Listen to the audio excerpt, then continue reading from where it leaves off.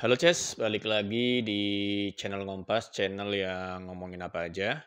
Kali ini saya bakal ngebawain sebuah kasus kriminal di mana bisa dibilang kalau ada sebuah kejahatan yang sangat-sangat sempurna, mungkin ini adalah salah satunya. Karena nggak ada pertumpahan darah, nggak ada kekerasan sama sekali, dan dilakukan dengan sangat-sangat cepat. Adalah kasus perampokan yang paling dikenang dalam sejarah negara Jepang, yang penyelidikannya ini dia melibatkan ratusan ribu polisi, ratusan petunjuk yang tersebar dan menghasilkan lebih dari 100.000 daftar nama tersangka. Tapi belum terpecahkan juga sampai detik ini. Inilah salah satu kasus perampokan paling legendaris di dunia bernama perampokan 300 juta yen. Seperti apa detail kasusnya? Pastikan kalian nonton sampai habis video ini, Ces. Dan jangan lupa berikan dukungan buat channel ini dengan cara klik tombol subscribe dan nyalakan loncengnya pastinya, biar kalian selalu dapat update video-video terbaru dari channel ini. Mari sama-sama kita simak pembahasan detail kasusnya. Tapi seperti biasa, kita awali dengan menyimak intronya dulu, Ces. Afraid of the dark.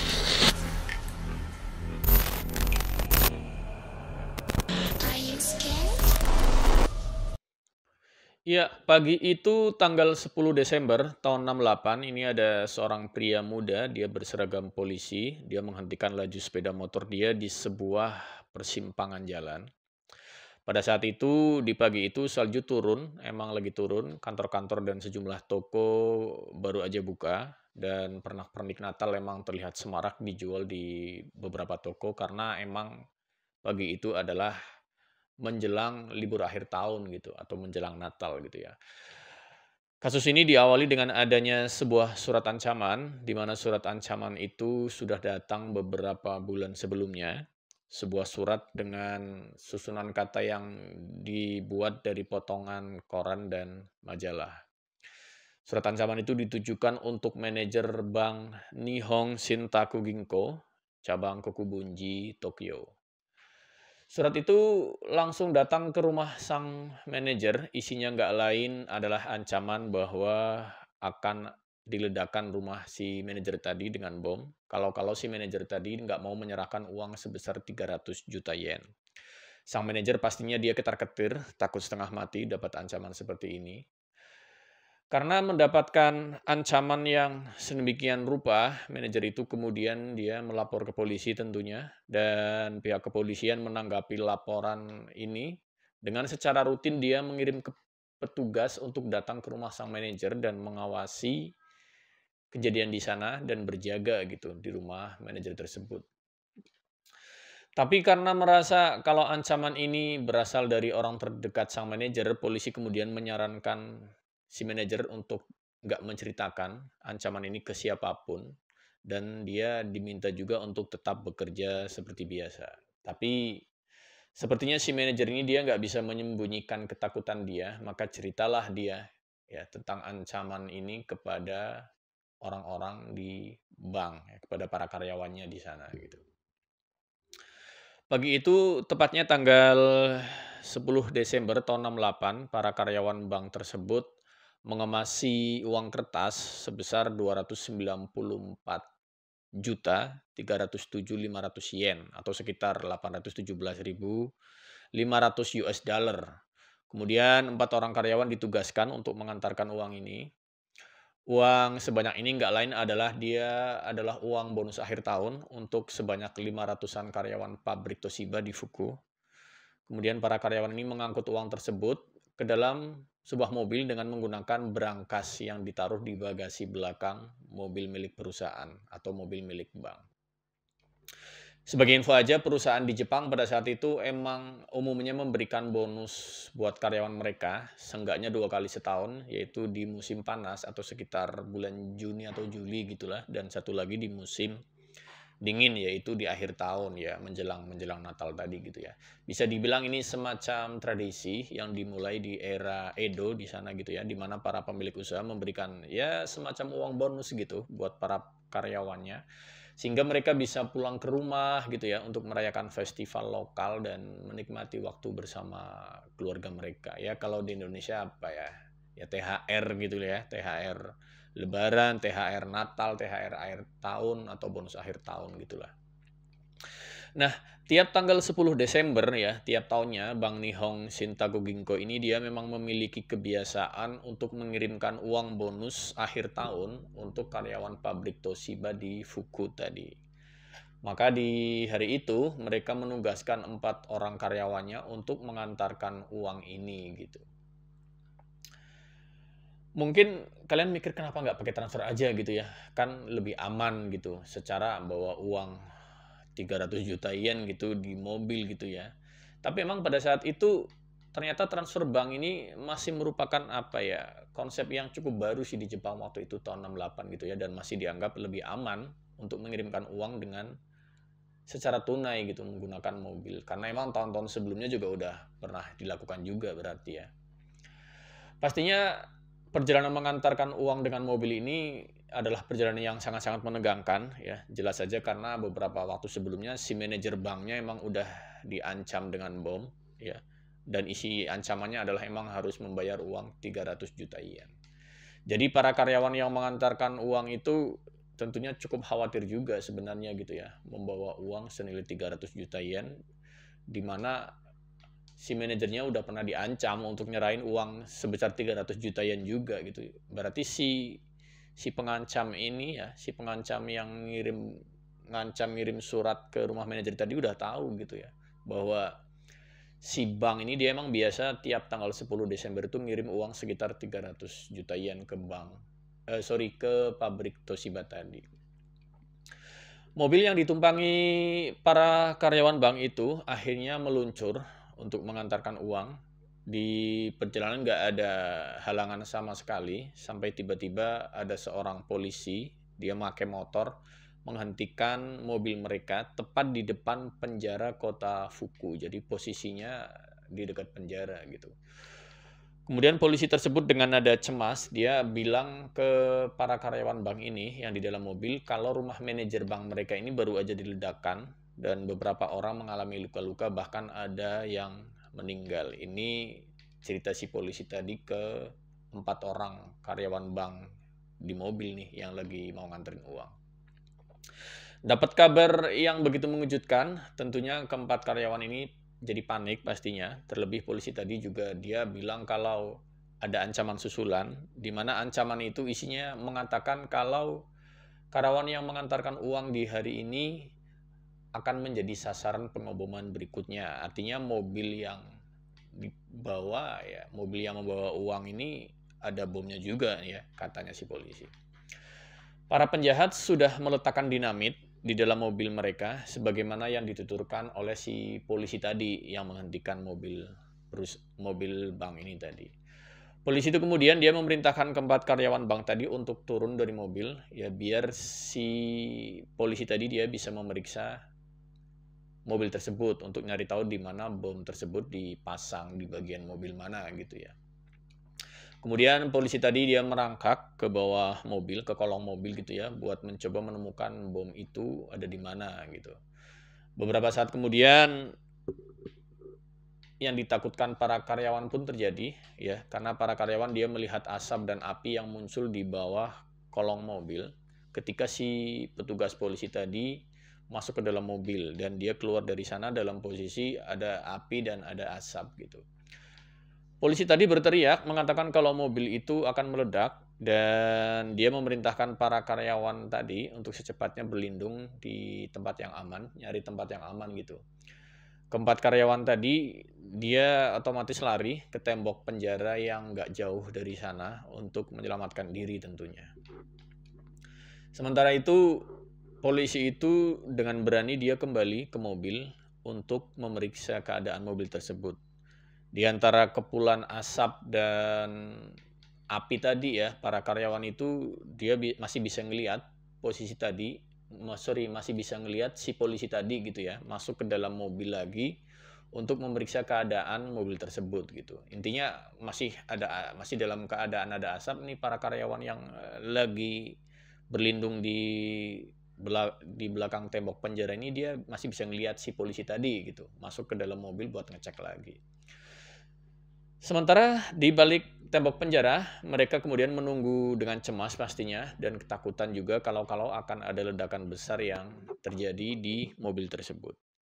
Polisi itu dia terlihat membungkuk di dalam mobil dan gak lama kemudian terdengar pelan gitu ya, suara bunyi mobil di starter atau mesin dinyalakan gitu.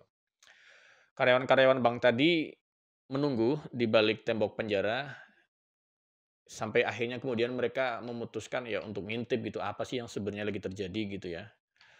Apakah si polisi tadi ini dia berhasil menjinakkan bomnya atau enggak gitu. Tapi yang mereka dapati ternyata justru kenyataan kalau mobil itu hilang atau lenyap gitu di balik asap dan api tadi. Keempat karyawan ini pastinya nggak ngerti apa yang sebenarnya terjadi dan dalam keadaan bingung kemudian mereka memutuskan untuk menghubungi pihak bank. Saat telepon diangkat oleh pihak bank, barulah mereka tahu kalau manajer bank baik-baik aja dan sama sekali nggak ada ledakan di rumah si manajer banknya tadi. Mereka akhirnya sadar, mereka baru aja ditipu mentah-mentah gitu ya oleh pria muda yang berpakaian polisi tadi. Kejahatannya berjalan bisa dibilang sangat mulus dan tampaknya perampokan ini ya sudah direncanakan dengan sangat cerdas, sudah dirancang selama berbulan-bulan dan dieksekusi dengan sangat-sangat rapi. Seorang diri si pemuda berseragam polisi tadi melakukan perampokan gitu ya dan berhasil mengelabui petugas bank dan membawa kabur semua uang yang ada di mobil tersebut. Dan menariknya, nomor seri uang-uang itu ternyata semuanya nggak tercatat. Ini berdasarkan riset saya yang saya cari gitu ya dari artikel yang saya baca tentang kasus ini. Setelah perampokan itu terjadi, barulah orang-orang bank paham kalau surat ancaman pengeboman kepada sang manajer, ya, kepada sang manajer mereka ini merupakan bagian dari rencana si perampok ini yang sudah disusunnya dengan sangat matang. Gak seperti perampok bank pada umumnya gitu ya, yang menyerbu bank biasanya secara berkelompok, ya, memakai penutup wajah atau topeng, kemudian nodongin senjata, sambil minta petugas bank buat masukin uang ke kantong-kantong. Biasanya kan perampokan bank gitu ya, tapi ini enggak. Tapi perampok yang satu ini justru menunggu dengan sabar gitu ya, menanti saat yang tepat untuk menjalankan aksinya dia. Artinya dia sudah tahu nih kebiasaan bank setiap akhir tahun mengirim uang ke pabrik Toshiba di Fuku tadi. Jadi hilangnya mobil bank pembawa uang ini setelah ada kepulan asap gitu ya. Ini karena mobil tersebut dibawa kabur oleh polisi tadi yang ternyata dia bukan polisi gitu ya, tapi dia adalah seorang perampok yang tadi udah merencanakan dengan sangat matang. Dan ternyata asap dan nyala api yang keluar dari bawah mobil itu ya benar-benar emang bagian dari rencananya dia gitu, bagian dari rencana dia melakukan perampokan ini. Dia menggunakan suara peringatan yang dinyalakan saat berada di bawah mobil, di mana suara itu sendiri memang dia bisa menciptakan api dan asap yang menyerupai ledakan bom atau ledakan dinamit. Di tengah perjalanan, setelah berhasil membawa pergi mobil beserta uang bank, dia kemudian meninggalkan mobil tersebut di tengah jalan dan memindahkan berangkas uang tadi ke mobil lainnya yang ternyata mobil lainnya ini merupakan mobil curian. Lalu mobil curian itu kembali ditinggalkan lagi di tengah jalan dan si perampok memindahkan uang-uang tadi ke mobil yang lain lagi, yang lagi-lagi mobil tersebut adalah mobil curian juga. Ada nggak kurang dari 120 barang bukti yang tertinggal di TKP, termasuk sepeda motor polisi yang digunakan si perampok tadi, yang sebelumnya sudah dicat warna putih gitu sama si perampok tadi. Jadi sepeda motor yang dipakai dicat sama persis seperti motor dinas atau motor dinas si polisi gitu. Jadi biar benar-benar mirip banget sama polisi gitu. Barang bukti lainnya tersebar di seluruh TKP dan di sepanjang tempat yang disinggahi si perampok tadi yang meninggalkan mobil-mobil yang dibawanya. Tapi Bukti-bukti yang sangat-sangat banyak ini dan sangat-sangat mencurigakan itu justru apa ya, seperti sengaja ditinggalkan perampok tadi buat mengecoh pihak kepolisian. Setelah itu penyelidikan besar-besaran pun dilakukan pihak kepolisian Jepang, pastinya untuk menangkap si pelaku perampokan tadi yang diduga beraksi seorang diri. Jadi dugaan kuat dia melakukan aksi perampokan ini seorang diri, nggak ada temannya gitu. Nggak kurang ada 170.000 petugas polisi diterjunkan ke lapangan untuk mengusut kasus ini. Sebanyak 780.000 foto montase juga disebar di seluruh negeri Jepang gitu ya, dan lebih dari 100.000 orang masuk dalam daftar tersangka. Dan konon penyelidikan ini merupakan yang terbesar dalam sejarah kasus di Jepang. Beberapa surat kabar luar negeri juga menulis berita seputar kasus spektakuler ini. Di antaranya ada surat kabar The Herald Titusville. Ini memberitakan pencurian yang terjadi pada 10 Desember tahun 68 ini di halaman depan surat kabar mereka dengan isi berita kurang lebih adanya seorang perampok yang menyamar dengan memakai seragam polisi, menghentikan laju mobil bank di pinggiran kota Tokyo, dan melarikan diri dengan membawa uang 300 juta yen atau setara dengan 833.000 US dollar. Kemudian ada juga surat kabar bernama The Nippon Trust and Banking Co. ya, corporate yang ada di yang ada di Tokyo, yang dia mengatakan uang itu seharusnya dibawa ke Shiboro Tokyo Electric ya di Fuku, sekitar 20 mil sebelah barat Tokyo. Dan uang itu sebenarnya adalah untuk dibagikan kepada para karyawan sebagai bonus akhir tahun. Ini di koran yang kedua, kemudian di koran yang ketiga, ya, di koran lain bernama The Times of Hammond, ini di Indiana, dia memberitakan dengan lebih detail lagi kasus ini, di mana perampok mengenakan helm putih, jaket kulit berwarna hitam, ya pokoknya khas petugas polisi gitu ya. Dia mengendarai sepeda motor berwarna putih, mencuri uang yang dibawa di dalam mobil, ya, yang ditumpangi oleh 4 orang karyawan, kemudian membawa uang tersebut ke dalam mobil ya, di mana mobil tersebut dilarikan oleh si perampok, kurang lebih gitu ya. Penjahat tersebut kemudian mengatakan kepada mereka kalau ada dinamit yang disembunyikan di dalam mobil bank tadi. Ketika keempatnya keluar, penjahat berpakaian polisi itu masuk lalu melaju pergi dengan mobil tadi membawa 3 kotak berangkas uang dengan nomor seri yang nggak tercatat sama sekali. Ini yang diberitakan oleh koran yang ketiga. 5 hari setelah peristiwa perampokan yang menggegerkan itu, seorang pria muda berusia 19 tahun dia ditemukan tewas setelah menenggak racun sianida. Ya. Pria muda itu adalah putra dari seorang petugas polisi yang diperkirakan dia merupakan tersangka perampokan tersebut. Terlebih karena dia emang nggak punya alibi sama sekali pada saat disangka seperti itu. Kematiannya diduga merupakan aksi bunuh diri, tapi uang 300 juta yen itu nggak ditemukan saat si pelaku bunuh diri ini, si anak polisi ini dia ditemukan gitu. Jadi nggak ditemukan beserta uang 300 juta yen tadi. Dan dia kemudian akhirnya dianggap nggak bersalah menurut catatan resmi kepolisian. Setahun kemudian, tepatnya pada tanggal 12 Desember tahun 69, seorang pria berusia 26 tahun juga ditangkap atas tuduhan kasus perampokan 300 juta yen ini. Tapi si pria ini dia punya alibi. Kalau saat perampokan terjadi, dia sedang menjalani pemeriksaan ujian buat muridnya. Jadi dia ini guru atau dosen gitu ya.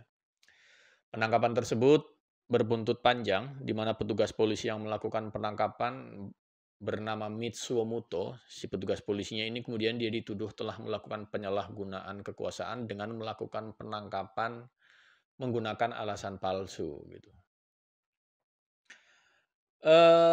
Pencarian terhadap tersangka pun akhirnya terus dilakukan, terus berlanjut. 6 tahun kemudian atau tepatnya pada 15 November tahun 75 gitu ya, ada seorang pria yang dicurigai merupakan tersangka dari perampokan ini. Alasannya adalah karena dia memiliki uang dalam jumlah yang sangat besar dan dicurigai dia telah melakukan perampokan pada tahun 68 atau sebagai pelaku perampokan ini. Saat peristiwa itu terjadi, si pria ini dia pada saat itu berusia 18 tahun. Polisi pun beberapa kali meminta penjelasan tentang uang yang jumlahnya sangat besar itu yang dimiliki si pria tadi, tapi pria ini dia nggak memberikan penjelasan yang memuaskan. Tapi di lain pihak, polisi juga dia nggak bisa membuktikan sih bahwa uang tersebut berasal dari perampokan gitu. Jadi polisi memang nggak bisa membuktikan kalau uang yang sangat besar yang dimiliki pria ini adalah hasil perampokan. Polisi nggak bisa membuktikan itu. Investigasi yang dilakukan polisi selama 7 tahun tampaknya memang nggak membuahkan hasil sama sekali.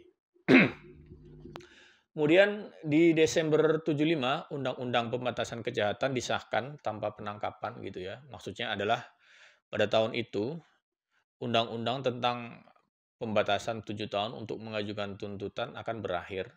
Yang artinya perampok sebenarnya telah lolos tanpa